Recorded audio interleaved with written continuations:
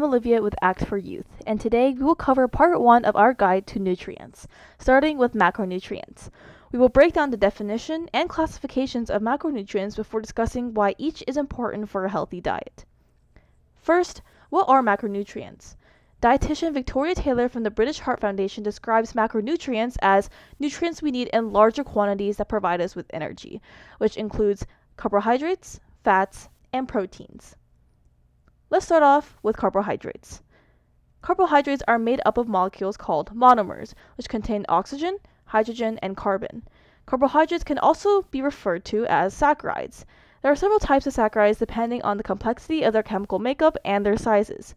For example, small monosaccharides such as glucose or fructose are only one monomer, while larger polysaccharides are made up of long chains of monomers such as glycogen or starch. These saccharides are most commonly categorized as sugars, fibers, or starch. What are some examples of carbohydrates that we see in the real world? Carbohydrates are commonly found in foods like grains, which include pasta, bread, and rice, fruits such as apples, bananas, and oranges, dairy products like milk and cheese, or starchy vegetables such as corn and potatoes. The media has often painted carbs as the devil in healthy eating, something to be avoided. However, carbohydrates are necessary in our day-to-day diets. They provide energy to all of the body cells as the main source of fuel. Without carbohydrates, our bodies wouldn't have the energy to operate properly. Next, let's talk about fats. Fats, also known as triglycerides, are made up of fatty acids. Fatty acids also contain oxygen, hydrogen, and carbon. There are two main types of fats, unsaturated and saturated. Unsaturated fats are liquid at room temperature and their fatty acids have kinks or bends in them. Meanwhile, saturated fats are solid at room temperature and their fatty acids are straight. What are some examples of fats that we see in the real world? Unsaturated fat can be found in olive oil, avocados, eggs, sesame oil, or fish, while saturated fats can be found in beef, sausages, butter, and lamb. Fats are very important because they are used to build cell membranes, hormones, and nerve tissues in our body. Fats, like carbs, can also be an energy source for the body. When fat isn't being used, it is stored in fat cells.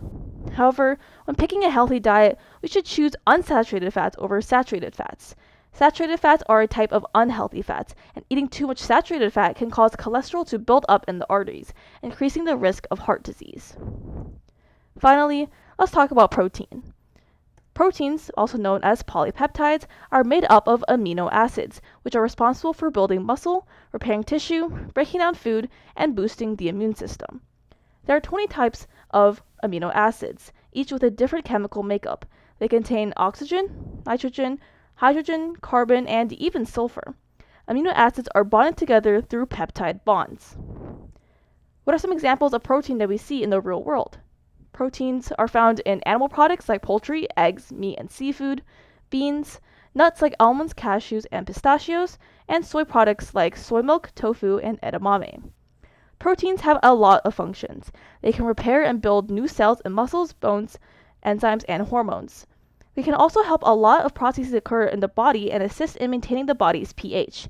And, of course, they are also a source of energy. All three types of macronutrients, carbohydrates, fats, and proteins, are very important for maintaining a healthy body. However, eating each in regulation is also key for a healthy diet. Eating too little carbs and too much protein isn't good for our bodies, as we need to eat a decent amount of all three to thrive. Remember, choosing the right foods from each category in each meal will ensure that the body is replenished with the energy it needs to repair and maintain itself. Next time, we'll talk about micronutrients and their benefits. Thank you so much for watching and supporting Act for Youth.